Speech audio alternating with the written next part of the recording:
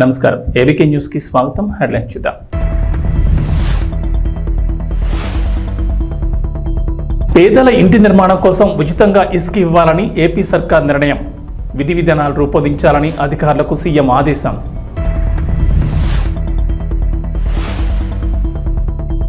నిరుద్యోగులకు శుభవార్త చెప్పిన మంత్రి లోకేష్. డిఎస్సిలో ఫీజు నుంచి మినహాయింపు. తెలంగాణ ప్రజలకు రేవంత్ రెడ్డి ప్రభుత్వం good news. CM relief fund దరఖాస్తులను ఇక నుంచి ఆన్లైన్లో స్వీకరించాలని ప్రభుత్వం నిర్ణయం.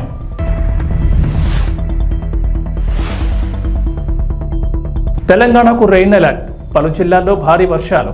రోడ్లు, భవనాలు, పౌర సరఫరాలు, గనులు, భూగర్భ శాఖలపై ముఖ్యమంత్రి చంద్రబాబు నాయుడు మంగళవారం సమీక్ష నిర్వహించారు. ఈ సందర్భంగా రాష్ట్రంలో నిత్యావసరాల ధరలు, రహదారుల పరిస్థితి, ఇసుక విధానం తదితర అంశాలపై అధికారులతో చర్చించారు. గనుల శాఖ ఉన్నతాధికారులతో జరిపిన సమీక్షలో ప్రస్తుతం రాష్ట్రంలో ఇసుక పాలసీపై ఆరా తీశారు. ఈ క్రమంలో పేదల ఇంటి నిర్మాణం కోసం ఉచితంగా ఇసుక ఇవ్వాలని, ఇందుకు అవసరమైన విధి విధానాలు రూపొందించాలని అధికారులకు సీఎం దిశానిర్దేశం చేసినట్లు సమాచారం. గతంలో టీడీపీ హయాంలో ఇసుక విధానం వల్ల పేదలకు ఎలాంటి మేలు జరిగింది, వైఎస్ జగన్ పాలనలో తీసుకొచ్చిన ఇసుక అమ్మకాల విధానం ఎలా ఉంది, ఎవరికి ప్రయోజనం లభించింది, ప్రభుత్వానికి ఏ మేరకు నష్టం జరిగింది, పేదలు, గృహ నిర్మాణ రంగానికి జరిగిన మొత్తం నష్టంపై అంచనా వేయాలని చంద్రబాబు ఆదేశించారు. వైఎస్ఆర్ కాంగ్రెస్ పాలనలో ఇసుక విధానం వల్ల పేదలు తీవ్రంగా నష్టపోయారని, గృహ నిర్మాణ రంగం కుదేలైందని ఈ సందర్భంగా సీఎం ఆందోళన వ్యక్తం చేశారు. ఉపాధ్యాయ పోస్టుల భర్తీకి సంబంధించిన డిఎస్సీ నోటిఫికేషన్ విడుదల కావడంతో గత ప్రభుత్వం హయాంలో విడుదలైన నోటిఫికేషన్ రద్దు చేసింది. ఈ నేపథ్యంలో అప్పట్లో దరఖాస్తు చేసిన వారికి ఈ మెగా డిఎస్సీలో ఫీజు నుంచి మినహాయింపు ఇవ్వాలని ప్రభుత్వం నిర్ణయించింది. ఈ మేరకు సెక్రటరియట్లో టెట్ డిఎస్సీపై అధికారులతో నిర్వహించిన సమీక్షలో విద్యాశాఖ మంత్రి నారా లోకేష్ సూచించారు. ఎలాంటి విమర్శలకు తావు లేకుండా డిఎస్సీని పకడ్బందీగా నిర్వహించి నియామక ప్రక్రియను పూర్తి చేయాలని అధికారులను ఆయన ఆదేశించారు. టెట్, డిఎస్సీ పరీక్షల మధ్య ఎక్కువ సమయం ఉండాలని అభ్యర్థుల నుంచి విజ్ఞప్తులు వస్తున్నాయి. డిఎస్సీ పరీక్షల నిర్వహణ అంశంపై అభ్యర్థులు, విద్యార్థి, యువజన సంఘాల నుంచి అభిప్రాయాలు తీసుకోవాలి. పాఠశాలల్లో రేషనలైజేషన్ తీసుకొచ్చిన జీవో 117 వల్ల కలిగిన నష్టంపై సమగ్ర నివేదిక అందజేయాలి. గిరిజన సంక్షేమ రెసిడెన్షియల్ స్కూళ్లలో అవుట్సోర్సింగ్ బోధనా సిబ్బంది డిమాండ్లపై అధ్యయనం చేసి సమగ్ర నివేదిక ఇవ్వాలి. వారికి నష్టం జరగకుండా తీసుకోవాల్సిన చర్యల గురించి సమాలోచన చేయాలని మంత్రి ఆదేశించారు. ఏపీ సీఎంగా జూన్ 12న పగ్గాలు చేపట్టిన చంద్రబాబు నాయుడు ప్రక్షాళన మొదలుపెట్టారు. ఇప్పటికే పలువురు ఐఏఎస్లను బదిలీ చేసిన సర్కార్ తాజాగా కీలకమైన ఇంటెలిజెన్స్ విభాగానికి కొత్త అధిపతిని నియమించింది. సిఆర్పీఎఫ్ డీజీగా ఉన్న మహేష్ చంద్ర లడ్డాను ఇంటెలిజెన్స్ చీఫ్గా నియమిస్తూ ఏపీ ప్రభుత్వం ఉత్తర్వులు జారీ చేసింది. ఇంటెలిజెన్స్ చీఫ్ కుమార్ విశ్వజిత్ను బదిలీ చేసిన ఏపీ ప్రభుత్వం ఆయన స్థానంలో లడ్డాను నియమించింది. 1998 బ్యాచ్ ఏపీ క్యాడర్కు చెందిన ఐపీఎస్ అధికారి అయిన లడ్డా ముక్కుసూటిగా వ్యవహరిస్తారని పేరుంది. ఆయన చాలా కాలం పాటు ఏపీలో పనిచేశారు. విశాఖపట్నం ఎయిర్పోర్ట్లో నాటి ప్రతిపక్ష నేత వైఎస్ జగన్పై కోడికత్తి దాడి జరిగిన సమయంలో లడ్డా విశాఖ పోలీస్ కమిషనర్గా వ్యవహరించారు. అనంతరం ఆయన కేంద్ర సర్వీస్కు డిప్యూటేషన్పై వెళ్లారు. రాష్ట్రంలో తిరిగి టీడీపీ అధికారంలోకి రావడంతో లడ్డాను తిరిగి ఏపీకి రప్పించడానికి చంద్రబాబు ప్రయత్నాలు మొదలుపెట్టారు. సిఆర్పీఎఫ్ ఐజీగా ఉన్న లడ్డాను ఏపీకి పంపించాలని కోరుతూ చంద్రబాబు ఇటీవల కేంద్రానికి లేఖ రాశారు. బాబు లేఖకు స్పందించిన కేంద్రం లడ్డాను వెంటనే రాష్ట్రానికి బదిలీ చేసింది. దీంతో ఇంటెలిజెన్స్ విభాగంలో అడిషనల్ డైరెక్టర్ జనరల్గా లడ్డా నియమిస్తూ సిఎస్ నీరబ్ కుమార్ ఉత్తర్వులు జారీ చేశారు. తెలంగాణ ప్రజలకు రేవంత్ రెడ్డి ప్రభుత్వం గుడ్ న్యూస్ వినిపించింది. ముఖ్యమంత్రి సహాయ నిధి దరఖాస్తులను ఇక నుంచి ఆన్లైన్లో స్వీకరించాలని ప్రభుత్వం నిర్ణయించింది. సీఎంఆర్ఎఫ్ నిధులు పక్కదారి పట్టకుండా పారదర్శకత్వం నిర్వహించాలని ముఖ్యమంత్రి రేవంత్ రెడ్డి జారీ చేసిన ఆదేశాల మేరకు అధికారులు ఈ నిర్ణయం తీసుకున్నారు. ఇందుకోసం సెంటర్ ఫర్ గుడ్ గవర్నెన్స్ ఆధ్వర్యంలో ప్రత్యేకంగా cmrf.telangana.gov.in అనే వెబ్సైట్ను రూపొందించారు. మంగళవారం సాయంత్రం సచివాలయంలో సీఎం రేవంత్ రెడ్డి ఈ వెబ్సైట్ను లాంఛనంగా ప్రారంభించారు. గత ప్రభుత్వ హయాంలో సీఎంఆర్ఎఫ్ నిధులు పక్కదారి పట్టాయని, ఎన్నికల ముందు వేలాది చెక్కులు మిస్ అయ్యాయనే ఆరోపణలు వచ్చిన నేపథ్యంలో ఎలాంటి అవకతవకలకు తావు లేకుండా ఇక నుంచి ఆన్లైన్ ద్వారా దరఖాస్తు చేసే విధానాన్ని రూపొందించారు. ఇక నుంచి ముఖ్యమంత్రి సహాయ నిధి కోసం దరఖాస్తులను సీఎంఆర్ఎఫ్ వెబ్సైట్లో అప్లోడ్ చేయాల్సి ఉంటుంది. సీఎంఆర్ఎఫ్ కోసం ఎమ్మెల్యే, ఎమ్మెల్సీలు ఇచ్చే సిఫార్సు లెక్కను జత చేసి ఇతర వివరాలని కలిపి అప్లోడ్ చేయాల్సి ఉంటుంది. అప్లికేషన్లో దరఖాస్తుదారుల బ్యాంక్ అకౌంట్ నెంబర్ను తప్పనిసరిగా ఇవ్వాల్సి ఉంటుంది. వివరాలను వెబ్సైట్లోకి అప్లోడ్ చేసిన తర్వాత సీఎంఆర్ఎఫ్కు సంబంధించిన ఒక కోడ్ ఇస్తారు. ఆ కోడ్ ఆధారంగా మన అప్లికేషన్ను ట్రాక్ చేయొచ్చు. ఆన్లైన్లో వివరాలు సమర్పించిన తర్వాత ఒరిజినల్ మెడికల్ బిల్లులను సచివాలయంలో అందజేయాల్సి ఉంటుంది. దక్షిణ అయోధ్యగా పేరుగాంచిన భద్రాద్రి శ్రీ సీతారామచంద్ర స్వామి వారి భక్తులకు అలర్ట్. భద్రాద్రి రామయ్య ఆలయంలో బ్రేక్ దర్శనాలు ప్రారంభమయ్యాయి. మంగళవారం ఆలయ ఈవో రమాదేవి బ్రేక్ దర్శనాలు ప్రారంభించారు. ఇక నుంచి ప్రతిరోజు ఉదయం 9 నుంచి 9:30 వరకు, మళ్లీ తిరిగి రాత్రి 7 గంటల నుంచి 7:30 గంటల వరకు భక్తులకు బ్రేక్ దర్శనం చేసుకునేందుకు ఆలయ అధికారులు పేరు కల్పించారు. బ్రేక్ దర్శనం సమయంలో స్వామివారి ఉచిత ప్రత్యేక దర్శనం, అంతరాలయ అర్చనలు తదితర పూజలను తాత్కాలికంగా నిలిపివేయనున్నారు. బ్రేక్ దర్శనం టికెట్ ధరను 200గా నిర్ణయించగా భద్రాచలం ఆలయ కౌంటర్లు, అధికారిక వెబ్సైట్లో ఈ టికెట్లు అందుబాటులో ఉంటాయని ఆలయ ఈవో వెల్లడించారు. తెలంగాణలో ఈసారి మళ్లీ బీఆర్ఎస్ ప్రభుత్వం అధికారంలోకి వస్తుందని, వస్తే 15 ఏళ్ల అధికారంలో ఉంటామని ఆ పార్టీ అధినేత మాజీ సీఎం కేసీఆర్ ధీమా వ్యక్తం చేశారు. కాంగ్రెస్ పార్టీకి ఒక దరిద్రమైన లక్షణం ఉంటుందని కేసీఆర్ చెప్పుకొచ్చారు. ఒకసారి అధికారంలోకి వస్తే పిచ్చి పిచ్చి పనులన్నీ చేసి ప్రజల చేత చీకొట్టించుకుంటారని వివరించారు. గతంలో ఎన్టీఆర్ పాలన తర్వాత అలాగే జరిగిందని కేసీఆర్ గుర్తు చేశారు. రాష్ట్రంలోని బీఆర్ఎస్ పార్టీ జడ్పీ చైర్మన్లతో మంగళవారం ఎర్రవెల్లిలోని వ్యవసాయ క్షేత్రంలో కేసీఆర్ ఆత్మీయ సమావేశం నిర్వహించారు. ఈ సందర్భంగా మాట్లాడిన కేసీఆర్ బీఆర్ఎస్ సర్కార్లో జడ్పీ చైర్మన్లంతా రాష్ట్ర అభివృద్ధిలో కీలక పాత్ర పోషించారని కొనియాడారు. విజయవంతంగా పదవీ కాలాన్ని పూర్తి చేసినందుకు అందరికీ శుభాకాంక్షలు తెలిపారు. భవిష్యత్తులో ఇంకా ఉన్నత శిఖరాలను అధిరోహించాలని ఆకాంక్షించారు. ప్రజా జీవితంలోకి వచ్చిన తర్వాత అధికారం ఉన్నా లేకపోయినా ప్రజల కోసం పనిచేసే వాళ్లే నిజమైన రాజకీయ నాయకులని కేసీఆర్ వివరించారు.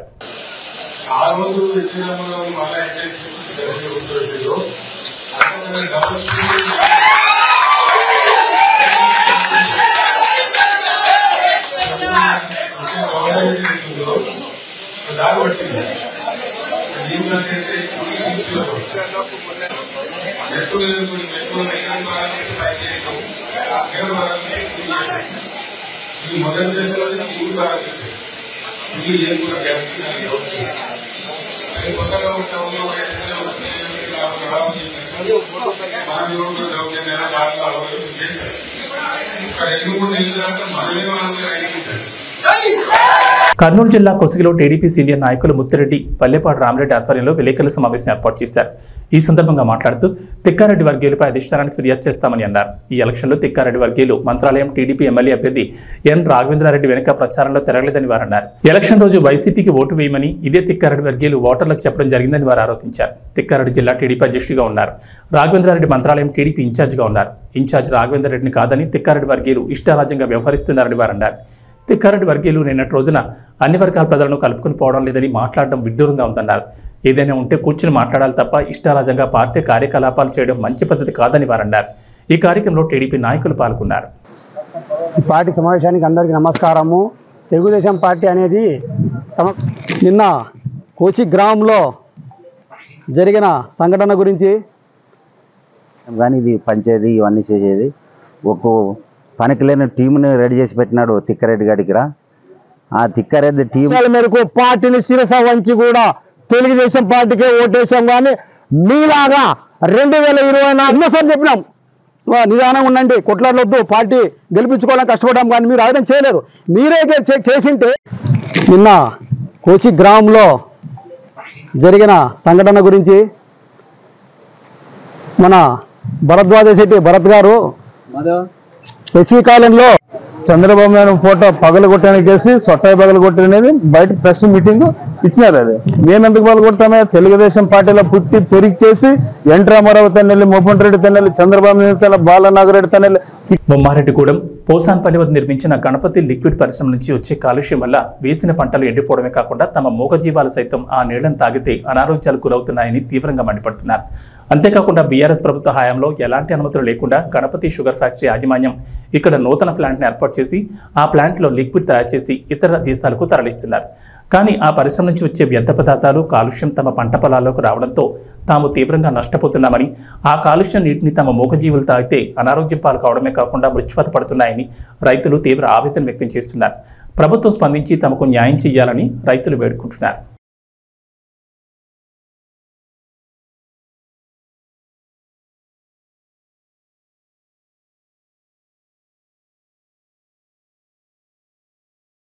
నా పేరు జదా సతీష్. ఇక్కడ మళ్ళా షుగర్ ఫ్యాక్టరీ, బిగ్ ఫ్యాక్టరీ వల్ల వేసారు. ఇక్కడ మా బొమ్మాయి కూడా తాడా మా పశువులు గిట్టం వేస్తాయి. ఇక్కడ కెమికల్ నీళ్ళు, వాటర్ నీళ్ళు పిడుస్తుండు. దానివల్ల ఇక్కడ పశువులు గిట్ట చచ్చిపోతున్నాయి ఈ నీళ్ళ వల్ల. దీనివల్ల దాదాపు పంట 100 ఎకరాల దాకా ఖరాబ్ అవుతుండవచ్చు. అందులో మాది ఒకటి 8 ఎకరాలు అట్లా ఉంటుండవచ్చు. అందులో అవి ఆయన చెప్పినా గిన పట్టించుకుంటున్నారు. కాకపోతే ఈ నీళ్ళు బయట లేకపోతే లోపల వాళ్ళ కంపెనీల లోపల ఆడ కూడా లోపల తవ్వుకొని స్టోరేజ్ చేసుకుంటే అదే బాగుంటుండే. చెప్పకుండా ఏదో చెప్పినా కానీ రాత్రి వదిలేస్తుండ్రు. ఇక్కడ చుట్టుముట్టు దగ్గర బద్రిగూడెం, ఉప్పరిగూడెం, శ్రీరామగూడెం, బొమ్మడిగూడెం, మళ్ళీ పోసంపల్లి ఇవన్నీ ఊర్లు ఇట్లా ప్రాబ్లం వస్తుంది. మళ్ళీ ఇక్కడ బర్రా సైడ్ గిట్ట వేసి ఉంది. అక్కడ గిట్ట 2-3 దుడ్డలు చచ్చిపోయినాయి ఈ కెమికల్ దీని వాసన వల్ల. రోజు ఈ వాసన వల్ల మనిషి గిట్ట వీక్నెస్ అయిపోతారు సార్. ఎట్లయితున్నాయి పంట పొలాలు బోర్లు దునిపించినాయి గిట్ట అవి నిండినాయి, ఇది వాటరు మళ్ళీ బోర్లలో గిట్ట అది ఉప్పులు కలిసినట్టు ఉన్నది. అది దాదామన్నా అది స్మైల్ వస్తుంది. నా పేరు ప్రవీణ్ కుమార్. నేను ఇక్కడ ఉన్న దగ్గర చుట్టుపక్కల ఉన్న రైతు, నేను ఇక్కడ రైతుని, మా పొలం ఉంది ఇక్కడనే. దీనివల్ల ఫ్యాక్టరీ ఇది గణపతి షుగర్ ఫ్యాక్టరీ. ఇది మా దీనివల్ల అది పొల్యూషన్ విడుస్తుంది. పొల్యూషన్ సార్, దీనివల్ల పొల్యూషన్ పడుకోవడానికి కూడా వస్తలేదు మాకు, కనీసం నీళ్ళు తాగడానికి కూడా, ఉన్న బోర్లలో నీళ్ళు తాగడానికి కూడా ఉప్పు వస్తున్నాయి నీళ్ళు, పశువులకు కూడా అట్లనే వస్తుంది. తాదామంటే కూడా టాక్లేప్ అవుతుంది మాకు. అసలు దీనివల్ల అసలు మేము ఇంటి దగ్గర కూడా పడుకుంటాం. మాది బొమ్మారెడ్డి కూడా. దీనివల్ల ఇక్కడ బోర్ దగ్గర ఉన్నాం. దీనివల్ల మాకు పంట దిగుబడి కూడా వస్తుంది ఫ్యాక్టరీ తోటి. దీని చుట్టుపక్కల దగ్గర 500 ఎకరాలు ఉంటుంది ఫ్యాక్టరీ చుట్టుపక్కల. దీన్ని ఇక్కడ లెఫ్ట్ సైడ్ అంటే 200 ఎకరాలు ఉంటుంది ఇక్కడ. నా దాంట్లో 4 ఎకరాలు. ఏమైంది ఇప్పుడు? పొల్యూషన్ ఇస్తున్నాం, నీళ్ళు ఇస్తున్నాం. దీనివల్ల 5-6 ఊళ్ళు, బొమ్మారెడ్డిగూడెం, పోసన్పల్లి, ఉప్పరిగూడెం, శ్రీరామరెడ్డిగూడెం, బద్రిగూడెం చుట్టూ. దీనివల్ల పొల్యూషన్ వల్ల స్మెల్ వస్తుంది బాగా. నైట్ లైట్స్ ఇస్తుంది, రాత్రి ఇస్తుంది. ఎంత చెప్పినా పట్టించుకుంటారు. ఏమవుతున్నాయి ఇప్పుడు పంట పొలాలు నాశనం అవుతున్నాయి. ఎంత వేసినా కానీ దునిపించినాము. మొత్తం చూడు నీళ్ళు నైట్ ఎంత చెప్పినా పట్టించుకోలేడు ఇప్పటివరకు. ఎవరికి చెప్పారు? అధికారులకు చెప్పినాము, పొల్యూషన్ వాళ్ళకి చెప్పినాము, ఎంఆర్ఓకి చెప్పినాము, ఈ కంపెనీ దగ్గర వచ్చి జిఎం వాళ్ళకి చెప్పినాము. ఏమన్నారు? చూద్దాం అని అన్నారు. ఇంకెప్పుడు చూస్తారు? రైతే రాదని వేయడం ఉంది రాజు. రైతు కింద చెప్పుల కింద ఒకేస్తారు కానీ రైతు వేయడం లేడు. ఏం తయారవుతుంది ఇందులో? స్పిరిట్ తయారవుతుంది. ఎన్ని సంవత్సరాల నుంచి ఉంది ఈ దగ్గర 5 సంవత్సరాల నుంచి దగ్గర నడుచుడు, 2 సంవత్సరాల నుంచి నడుస్తుంది. అప్పుడు అడగలేరా మళ్ళీ కంపెనీ పెట్టాము? అదే అప్పటి నుంచి అదే రూటీన్ అవుతుంది. ఇంత అడిగినా కానీ పెట్టకమన్నాము. మాకు ఎలాగో లైసెన్స్ వచ్చింది కదా అని పెట్టేసింది ఆయన అంతలో. అతను ఎట్లుంటున్నాయి ఆరోగ్యాలు ఎందుకు సార్? రోజుకు ఆల్రెడీ మాకు రోజుకు దీని స్మెల్కు మనిషి వీక్ అవుతాడా లేకపోతే ఎంగుంటాడా? వీక్ అవుతాడు కదా దీనివల్ల వచ్చే స్మెల్కు. దీని వచ్చే గాడుపుకు రోజు అసలు ఇదైతే లేదు. ఇప్పుడు ఏంది మళ్ళీ మీ ప్రధాన డిమాండ్ అంటే పంటలు వండుతలేవు మాకు. మేము ఇలా బతకాలి? దీని స్మెల్ చూస్తే చనిపోవాలా? లేకుంటే మేము మొత్తం గుంతలు తవ్వుకుని ఎక్కడైనా పంపిమ్మను. దీనివల్ల పొలాల్లోకి వదలవద్దు. కర్నూలు జిల్లా వారవకల్లు మండలంలోని వారవకల్లు మండల పొదుపు లక్ష్మి ఐక్య సంఘం సుస్థిర అభివృద్ధికి చిరునామా అని జిల్లా కలెక్టర్ పి రంజిత్ పాషా పేర్కొన్నారు. ఓరవకల్లు మండలంలోని బాలభారతి పాఠశాల మైదానంలో ఓరవకల్లు మండల పొదుపు లక్ష్మి ఐక్య సంఘం రజతోత్సవ మహాసభ కార్యక్రమం నిర్వహించారు. ఈ సందర్భంగా కలెక్టర్ మాట్లాడుతూ, ఇంట్లో ఎవరైనా మగవాడు చదువుకుంటే ఆ కుటుంబం పైకొస్తుంది. అదే ఒక మహిళ చదువుకుంటే ఆ ఇల్లే కాదు, సమాజంలో ఉన్న వాళ్ళందరూ పైకొస్తారనే విషయాన్ని ఇక్కడున్న పొదుపు లక్ష్మి ఐక్య సంఘం మహిళలు చేసి చూపించారని జిల్లా కలెక్టర్ పి రంజిత్ పాషా పేర్కొన్నారు. 1995 సంవత్సరంలో డిగ్రీ పూర్తి చేసి పోటీ పరీక్షలకు సిద్ధమవుతున్న సమయంలో స్వయం సహాయక సంఘాల గురించి ఒక ముఖ్యమైన ప్రశ్న ఉండేదని, దాని జవాబు ఓరవకల్లు మండలంగా మేము గుర్తుపెట్టుకునే వాళ్ళమని కలెక్టర్ తెలిపారు. దాదాపు 30 సంవత్సరాల పాటు కేవలం ఒక మండలానికో, ఒక జిల్లాకో, ఒక రాష్ట్రానికో, ఇండియా దేశానికే కాకుండా దేశాలకు కూడా ఒక మోడల్గా నిలిచినటువంటి మీ అందరికీ హ్యాట్స్ ఆఫ్ అన్నారు. ఆధారపడక జీవించేటువంటి పేదరికం నుంచి బయట తీసుకురావడం అన్నది అత్యంత కష్టమైన పని అని, అయినప్పటికీ మహిళలు ఇక్కడ మొదలుపెట్టిన ఉద్యమం ద్వారా ఇతరుల మీద ఆధారపడకుండా స్వంత కాళ్ళ మీద జీవించి పేదరికం నుంచి బయటకు రావచ్చు అనే విషయాన్ని మొత్తం ప్రపంచానికి ఇక్కడున్న మహిళలు తెలియజెప్పారన్నారు. మీరందరూ ఈరోజు విజయవంతమైన మహిళలు గ్రూపులుగా ఉన్నారు. ప్రతి గ్రూపులో ప్రతి మెంబర్ నెలకు దాదాపు 1000 రూపాయలు పొదుపు చేస్తూ ఉన్నారంటే ఆటోమేటిక్గా మీ అందరూ పేదరికం నుంచి బయటకు వచ్చినట్లే, మీ కుటుంబాలన్నీ స్వశక్తిగా నిలబడుతున్నట్లేని అన్నారు. 15 లేదంటే 20 రూపాయలకు పనిచేసి రోజుల నుంచి ఈరోజు ఈ స్థితికి చేరుకున్నారంటే ఇది మహిళల నిరంతర కృషి అన్నారు. మరోసారి ఉన్న మహిళలందరికీ కలెక్టర్ అభినందనలు తెలియజేశారు. ఈ కార్యక్రమంలో డిఆర్డీఏ పీడీ సలీం భాషా, ఓరవకల్లు మండల పొదుపు లక్ష్మి ఐక్య సంఘం అధ్యక్షురాలు విజయభారతి, ఓరవకల్లు మండల పొదుపు లక్ష్మి ఐక్య సంఘం సభ్యులు తదితరులు పాల్గొన్నారు. ఒక ఇంపార్టెంట్ క్వశ్చన్ ఉండేది ఎస్ఎస్సి బ్లాకర్స్ గురించి. అది ఓరవకల్లు పేరు ఆంతర్యం గుర్తుపెట్టుకునేవాళ్ళం. ఆఫ్టర్ 30 ఇయర్స్, దాదాపు 30 సంవత్సరాల పాటు కేవలం ఒక మండలానికో, ఒక జిల్లాకు, స్టేట్కు, ఒక కంట్రీకి, ఒక ఏరియాకి కాకుండా దేశాలకు కూడా ఒక మోడల్గా నిలిచినటువంటి అందరికీ కూడా నిజంగా హ్యాట్స్. చదువు పరంగా హెల్ప్ చేయొచ్చు, కానీ వాళ్ళని సొంత కాళ్ళ మీద వాళ్ళు నిలబడి వాళ్ళంతా వాళ్ళు ఇతరుల మీద ఆధారపడకుండా జీవించేటువంటి పేదరికం నుంచి బయటకు తీసుకురావడం అన్నది అత్యంత కష్టమైనటువంటి పని. దీన్ని మీరందరూ మహిళలు ఇక్కడ స్టార్ట్ అయిన ఉద్యమం ద్వారా మొత్తం ప్రపంచానికే మీరందరూ కూడా దీన్ని తెలియజెప్పారు. కాబట్టి మీరందరూ కూడా ఈరోజు సక్సెస్ఫుల్ ఉమెన్, సక్సెస్ఫుల్ గ్రూప్స్.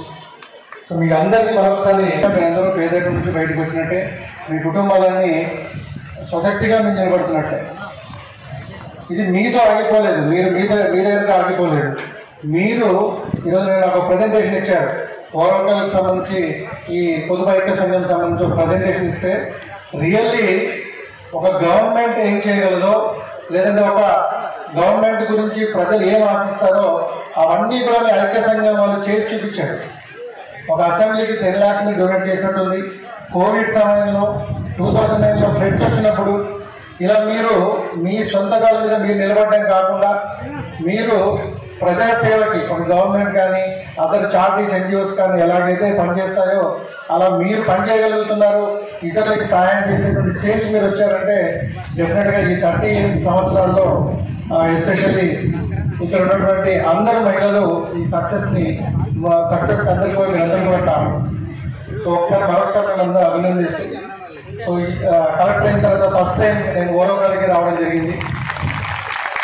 ఈ నెలకు నేను కూడా గ్రామాన తిరిగాను, ప్రతి ఇల్లు టచ్ చేశాను. అమ్మ 1000 రూపాయలు పొదుపు చేసుకుంటా ఉన్నామని ప్రతి ఒక్కరు, కొంతమంది 500 పొదుపు చేసుకుంటా ఉన్నామని కూడా చెప్పడం జరిగింది. కాబట్టి 30 రూపాయలు పొదుపు చేసుకునే వాళ్ళు ఈరోజు 1000 రూపాయలు పొదుపు చేసుకునే స్థాయికి ఎదిగినందుకు కూడా మీకు అందరికీ హృదయపూర్వకంగా అభినందనలు తెలియజేస్తా ఉన్నా. అంతేకాకుండా మీ కుటుంబంలో మీరు మీ పిల్లలను బాగా చదివించుకొని, అలాగే మీ కుటుంబం ఆర్థికంగా ముందుకు తీసుకొని చాలా బాగా పైకి వచ్చారు. మీరు అంతర్జాతీయ స్థాయికి వెళ్ళడం అంటే ఓరకల్లు మండలం చాలా గర్వించదగ్గ విషయం. దీని వెనక విజయభారతి అమ్మగారి కృషి ఎంతో ఉంది. ఆ రోజు ఎవ్వరూ ముందుకు రాని టైంలో మిమ్మల్ని అందరినీ ప్రభాస్ ఇప్పుడు ఈ పేరు కల్కి 2898 AD సినిమాను థియేటర్లలో పరుగులు తీస్తోంది. విడుదలైన ప్రతి ప్రాంతంలో కొత్త రికార్డులు అమలు చేస్తోంది. ఎక్కడ చూసినా అందరూ ఈ సినిమాని గురించే మాట్లాడుకుంటున్నారు. ప్రభాస్ వరుసగా పాన్ ఇండియా సినిమాలు చేస్తూ బాలీవుడ్ హీరోలను సైతం కొంతకాలంగా ఆలోచనలో పడేస్తూనే ఉన్నాడు, ఆశ్చర్యపరుస్తూనే ఉన్నాడు. టాలీవుడ్ నుంచి బాలీవుడ్కి ఇంత పోటీ ఇచ్చిన హీరో ఇంతవరకు లేడు అనడంలో అతిశయోక్తి లేదు. నిజానికి బాహుబలి 2 తర్వాత ప్రభాస్ బడ్జెట్ పరంగా ఆ స్థాయి సినిమాలు చేశాడు, కానీ ఆ స్థాయి విజయాలను మాత్రం అందుకోలేదు. రాధేశ్యామ్, సాహో, సలార్ సినిమాల్లో ఏదో ఒక వెలితి కనిపిస్తూనే వచ్చింది. ఇక ఆదిపురుష్ అయితే అనేక విమర్శలను తెచ్చిపెట్టింది. అయినా ఆ సినిమాల టాక్ కల్కి వసూళ్లపై ఎంత మాత్రం పడకపోవడం విశేషం. ప్రభాస్ సినిమాలను ఆడియన్స్ ఏ సినిమాకి ఆ సినిమాగానే చూస్తున్నారు. ఫ్లాప్ టాక్ వస్తే తమ హీరోను సరిగ్గా చూపించలేకపోయారని, ఆయనను సరిగ్గా ఉపయోగించుకోలేకపోయారని అంటున్నారే తప్ప ఆ ఫ్లాప్ టాక్ను ఆయన దరిదాపుల్లోకి రానియకపోవడం విశేషం. ఇంతవరకు ఏ హీరోకి ఇలాంటి ఒక అవకాశం దక్కలేదని చెప్పాలి. నిజానికి కల్కి సినిమాలో చెప్పుకోదగిన డైలాగ్స్ లేవు. మాస్ ఆడియన్స్ను హుషారెత్తించే రొమాన్స్ కానీ పాటలు కానీ లేవు. అయినా ప్రతి థియేటర్ దగ్గర జనం జాతర కనిపిస్తోంది. కొన్నాళ్లుగా తెలుగు రాష్ట్రాల్లోని థియేటర్లు నిద్రావస్థలో ఉన్నాయి. బాక్సాఫీస్ బద్ధకంగా ముడుచుకుంది.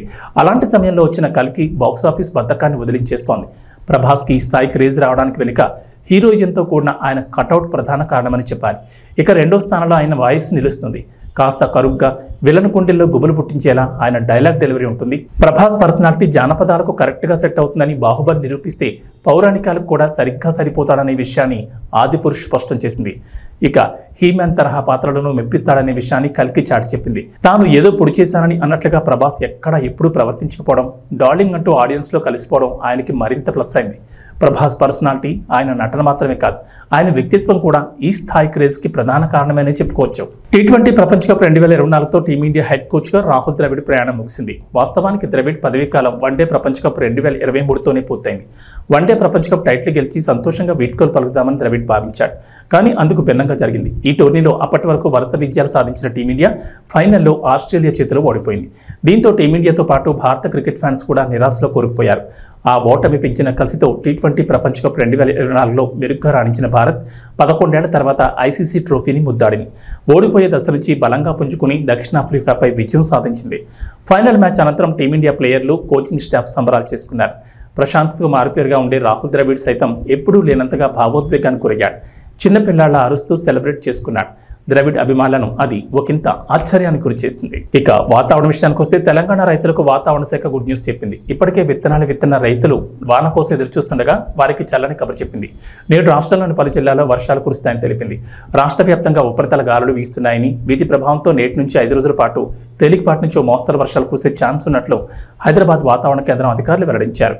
ఇవాళ ప్రధానంగా దక్షిణ తెలంగాణ జిల్లాలైన మహబూబ్ నగర్, నారాయణపేట, జోగులాంబ గద్వాల, నల్గొండ, యాదాద్రి భువనగిరి, వికారాబాద్, రంగారెడ్డి, మేడ్చల్, నిర్మల్, జగిత్యాల, మెదక్, సంగారెడ్డి జిల్లాల్లో వర్షాలు కురుస్తాయని చెప్పారు. ఈ మేరకు ఆయా జిల్లాలకు ఎల్లో అలర్ట్ జారీ చేశారు. ఉత్తర తెలంగాణ జిల్లాలో చిరుజల్లులు కురిసే అవకాశం ఉందన్నారు. ఇక హైదరాబాద్లో పొడి వాతావరణం నెలకొని ఉంటుందని చెప్పారు. ఉదయం వాతావరణం మేఘావృతమై ఉంటుందని, సాయంత్రానికి వర్షాలు కురుస్తాయని వెల్లడించారు. ఇవి బులెటిన్ విశేషాలు. నమస్కారం.